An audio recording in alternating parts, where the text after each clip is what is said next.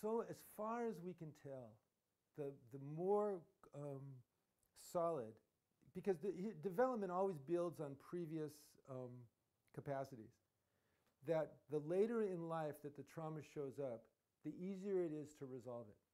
Okay? And so, yes, you can develop any of these things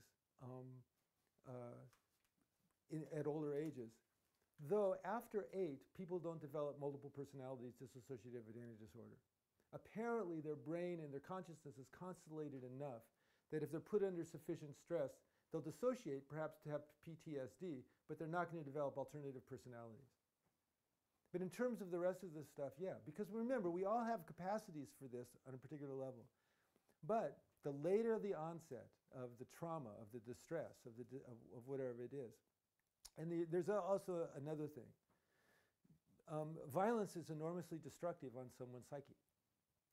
And so if the trauma involves having to inflict physical violence on another person, it makes it much more difficult to resolve the issues.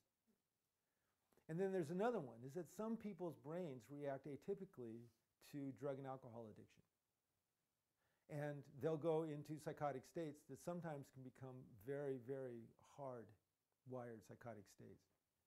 And this is where you get alcoholics who'll just go and, drink a bottle of vodka, drop down, you have a horrible time and then do the same thing again. There's a certain kind of insanity associated with that form of toxicity. But in general, the older that you are when the trauma hits, the easier it is to resolve, and the more solid a character structure there is below the surface. It's very clear to me, looking at my own development, that I was securely attached up to probably 12 to 15 or 16 months. And then when I can first see the various traumas that created my own developmental problems, they happened after that. And so when I began to integrate deeper, there was a sense of me that was much easier, more easily able to affiliate with other people. Now, my attachment category when I was a kid was more of an ambivalent attachment. Ambivalent means you're clingy, not easily soothed, that kind of stuff. But below the surface, I had obviously had a good temperament, a relational, extroverted relational temperament, and I'd been really well loved. But it wasn't true for one of my brothers. My brother was somewhat more withdrawn, somewhat more introverted, and he was more defended. And became more dismissive and, had a much more dismissive history. Though as he's integrated, as he's grown, he's become more caring, he's become more engaged, and, more able to give and receive love. You can see how tribes developed.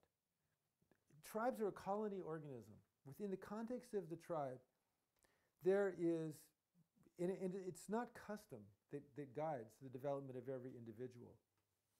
There is a way for everyone to grow, and there is a role that they grow into, and that's all there is to it. Now, that eliminates an awful lot of problems. One of the pathologies of America is the pathology of excess.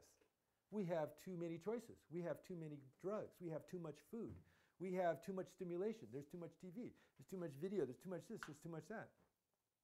Human nervous systems like to go towards what they're drawn to. And we weren't developed genetically to deal with too much resources. Genetically, our survival characteristics are hardwired to deal with too few resources. And so we're all vulnerable to the pathologies of excess. Addiction, rampant in human society. There weren't many addictive substances in Native American society. People make fun of peyote and hallucinogenics, but let's face it, hallucinogenics just are not really that addictive. How many people have ever known an actual LSD addict? I mean, come on.